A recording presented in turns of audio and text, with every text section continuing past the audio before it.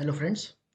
जैसे कि हम जानते हैं अब आपका कल बोर्ड का एग्जाम है तो उसके रिगार्डिंग आपको कुछ क्वेश्चंस की प्रैक्टिस करनी पड़ेगी। तो उसके लिए हम एक ये सैम्पल पेपर ट्राई करने वाले हैं। तो इसमें जल्दी जल्दी कुछ क्वेश्चंस देखते हैं हम। और ये एमसीक्यू है तो एमसीक्यू ज़्यादा डिफिकल्ट नहीं होते हैं एक्सेप्ट वन और टू क्वेश्चंस। तो जल्दी से क्वेश्चन पढ़ते हैं। तो कहते हैं study the following statement and choose the correct option. So we have to choose correct option. तो कई बार क्या होता है ढंग से हमें पढ़ना पड़ता है कि हमें करेक्ट चूज करना है कि इनकरेक्ट चूज करना है। तो इट इज करेक्ट ऑप्शन। तो electric field lines never form a close loop. So this is a correct statement because we know that electric field lines starting or originate from this positive charge and end at the negative charge। वो negative से originate नहीं हो सकती हैं, negative से plus की तरफ नहीं आ सकती। तो ये गलत हो जाएगा। तो ये कभी भी क्लोज लूप फॉर्म नहीं करेंगे। तो यही स्टेटमेंट हमारी करेक्ट है। तो हम ज़्यादा इसमें टाइम नहीं लगाएंगे और A is the correct option. Next, graph which correctly represent the variation of electric field with a distance r from the center of a short dipole along its axial line। तो देखिए यहाँ पे क्या कहता है ये कि मेरे पास एक डाइपोल है। ओके, तो डाइपोल में मेरे पास मान लीजिए, सॉरी एक मैग्नेट बना दिया मैंने, एक प्लस क्यू एक माइनस क्यू है। तो ये डाइपोल है। डाइपोल के एक्सियल पॉइंट पे इलेक्ट्रिक फील्ड कितनी होती है? तो वो होती है 2kp bye are cube.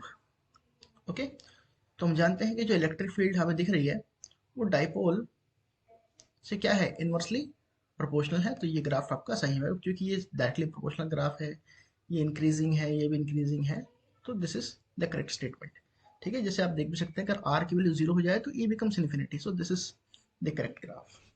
Okay, fine. Next हम आगे बढ़े।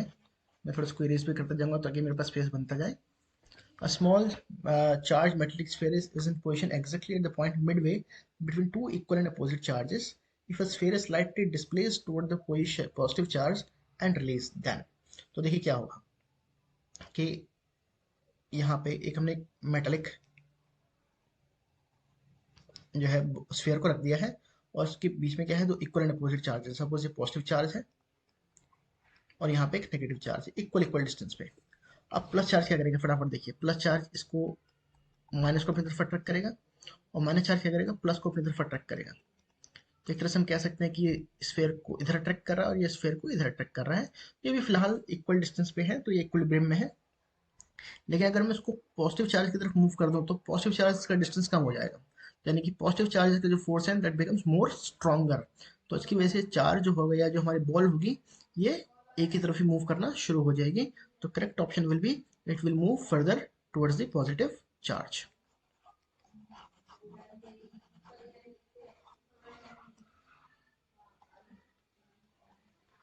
हम थोड़ा सा आगे बढ़ते हैं इस क्वेश्चन पे। एक मिनट। यस,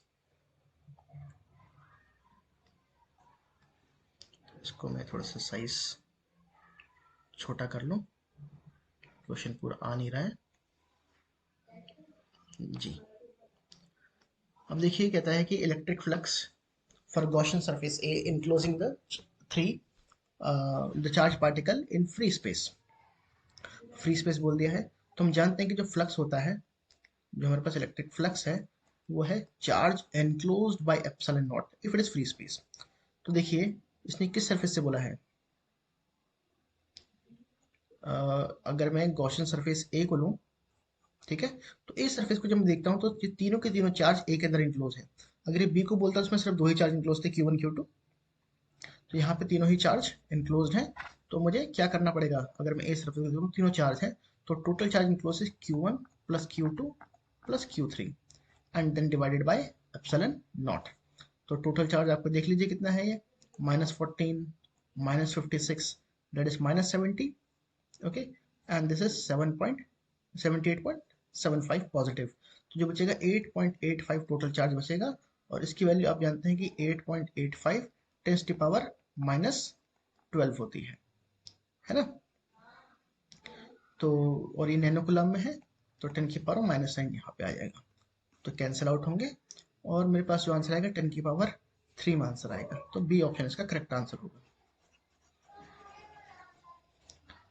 तो आई होप आपकी बातें जो मैं बता रहा हूँ समझ में आ रही होंगी। अगर कुछ प्रॉब्लम है तो आप मुझे कमेंट सेक्शन में इसको लिख सकते हैं। दोस्तों आगे क्वेश्चन को हम कंटिन्यू करेंगे। क्वेश्चन नंबर 5 में क्या कहता है कि a ball of mass 1 kg carrying a charge 10 to the power minus 8 coulomb moves from point A of potential 600 volt to point B which is zero potential.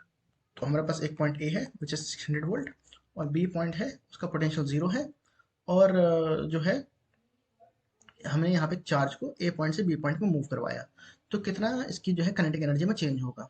तो आपको पता है कि जो चेंज इन काइनेटिक एनर्जी होती है that is equal to work done. और work done क्या होता है हमारे पास में, अगर आपको फॉर्मूला याद है कि potential difference V is equal to W by Q, correct. तो W is V into Q और we can say Q V. So change in kinetic energy is equal to Q which is 10 to the power minus 8 and the change in this potential is 600 volt.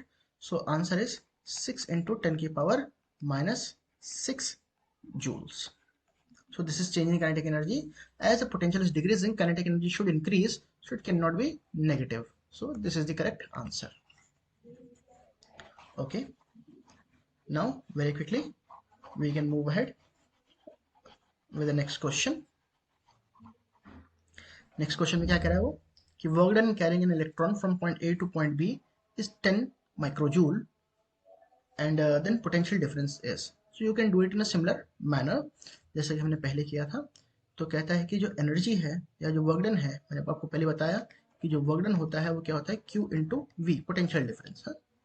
So work done इसने दे दिया जो है 10 की power minus 6 joule है और ये charge देखिए कितना है, एन इलेक्ट्रॉन है। तो इलेक्ट्रॉन का चार्ज कितना हो गया बेटा, इलेक्ट्रॉन का चार्ज हो गया 1.6 10 की power minus 19 and then V B minus V A, this is the potential difference. यहाँ पे दिख नहीं रहा होगा आपको, यहाँ पे कर देते हैं V B minus V A, potential difference. अब आप इस स्टेटमेंट को सॉल्व कर लेंगे तो आपको आपका जो करेक्ट आंसर है वो मिल जाएगा। मुझे नहीं लगता है कि इसको करने में कोई आपको प्रॉब्लम होनी चाहिए, ठीक है। तो आप एक यहाँ पे सिंपल आपने मल्टीप्लिकेशन डिवीजन वाला जो काम है वो करना है and you will be able to find your answer. I hope you will be able to do it.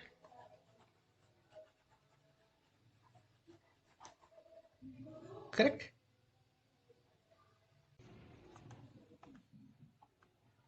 Okay. तो कहता है कि दो equal charges given to two metallic sphere of different radii, the potential will be. तो देखिए मेरे पास क्या दे रखा है, मुझे दे रखा है कि मेरे पास दो जो है ये स्फीयर्स हैं, one is of smaller radii, other one is of bigger radii में भी, हाँ डिफरेंट रेडियाई। तो दोनों में ही सेम चार्ज है, क्यू इसमें भी क्यू इसमें भी चार्ज है और इसका रेडियस स्मॉल आर है, इसका रेडियस कैपिटल आर मान लेते हैं। तो जैसे कि आप जानते हैं कि जो चार्ज सरफेस पे होता है वो एक्ट ऐसे करते हैं जैसे कि सेंटर पे होगा। तो जो पोटेंशियल होता है वो हम जानते हैं कि it is K Q by R, so it is inversely proportional to R. So smaller radii will have greater potential, okay, so the potential will be more on the smaller sphere. जल्दी से आगे बढ़े। The parallel plate capacitor is located horizontally such that one of the plate is submerged in a liquid while other is above the liquid surface when plates are charged. The level of liquid, अब देखिए इसमें एक liquid field है और मान लीजिए कि ये चार्ज जो है पॉजिटिव है या ये प्लेट जो है मेरे पास पॉजिटिव है, ओके, और ये प्लेट मान लीजिए नेगेटिव है, फाइन। ये है प्लेट बेसिकली, यहाँ पे ये प्लेट है, let's say this plate is negative. तो जब पॉजिटिव नेगेटिव है तो क्या होगा, जब एक इलेक्ट्रिक फील्ड सेटअप है तो इसके जो मॉलिक्यूल हैं ये पोलराइज हो जाएंगे, लिक्विड के मॉलिक्यूल पोलराइज हो जाएंगे, जिससे एक नेगेटिव चार्ज यहाँ डेवलप होगा और पॉजिटिव चार्ज यहाँ पे। हम जानते हैं कि नेगेटिव पॉजिटिव में अट्रैक्शन होगा which will try to pull this liquid surface upward, so what will happen ultimately, the level of liquid will rise. Okay, very quickly, the following situation, choose the correct one for which the heat generated by the coil connected to a battery is maximum. Okay, so uh, in this question we have a coil.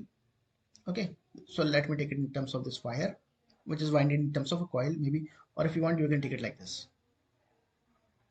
Okay, अब कहते हैं when the coil is directly connected to the battery, if I connect it to the battery, let's say it has a resistance R and it is directly connected to the battery, so heat produces simply this same potential is being connected, so it is V square by R, so heat is like this, okay, T. so it is inversely proportional to R. So smaller is the resistance, greater will be the heat generated. तो इसमें देखिए सबसे small जो है resistance कौन सा मिलेगा। तो एक केस में जब इसको डायरेक्टली ऐसे लगा दूं, सेकंड केस क्या कहता है, when coil is divided into two equal parts. अगर मैं इसको दो इक्वल पार्ट में डिवाइड कर दूं तो क्या होगा, हर पार्ट का रेजिस्टेंस R/2 एंड R/2 होगा। तो इक्विवेलेंट रेजिस्टेंस मेरे पास जो होगा वो हो जाएगा R/4। अच्छा, नेक्स्ट में देखते हैं, when coil is being divided into four equal parts which are connected in the battery in parallel। Okay, तो अब इसमें भी देखते हैं हम, अगर मैं इसको फोर पार्ट में डिवाइड कर दूं तो हर पार्ट का रेजिस्टेंस होगा R/4 और जो इक्विवेलेंट रेजिस्टेंस हो जाएगा वो हो जाएगा R/16। सो ऑफ कोर्स, और लास्ट में देखते हैं when the two half is connected, only one half is connected, so only one half is connected, so the equivalent resistance is only R/2। Okay, तो देखिए सबसे कम रेजिस्टेंस कौन सा है। एक ऑप्शन मेरे पास है R, एक है मेरे पास R/2, एक है मेरे पास R/4, एक है R/16। So this is the smallest resistance, so it will produce the maximum heat. So correct option will be C.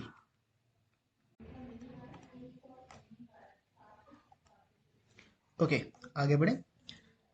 In a potentiometer, null point were obtained 120 centimeter and 160 centimeter with a cell of EMF 2.1 volt and one of unknown. So well, what is the value of X? तो इसमें तो ये बड़ा simple सा question हमारे पास है कि we know that E1 by E2 is equal to L1 by L2।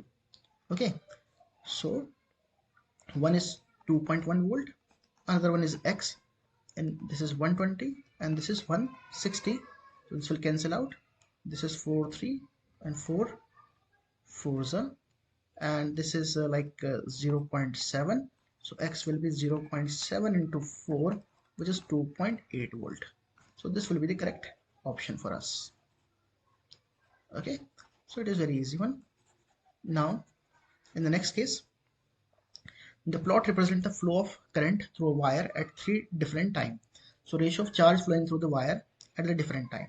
So see, it's a IT graph. Okay, so in IT graph, you must remember, see, let's say very simple graph we've made it. This is I, this is T. Okay, and if I ask you to find the area of this graph, so it is length into breadth. So area is basically I into T, and we know that this is charge. So we can say area of this graph will give me charge. Okay, so in the first case, if I calculate this area, so this is 2 and this is 1, so it is 2 into 1, this is 2 coulomb in first case. In the second case, this is 1 and 2, this is 1 and 2, so this is again 2 coulomb.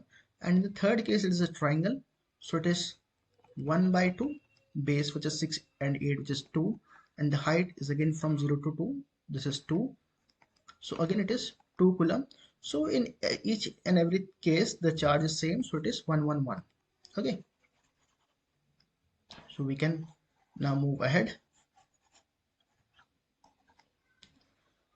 with this. The number of dry cell of EMF 1.5 volt and internal resistance.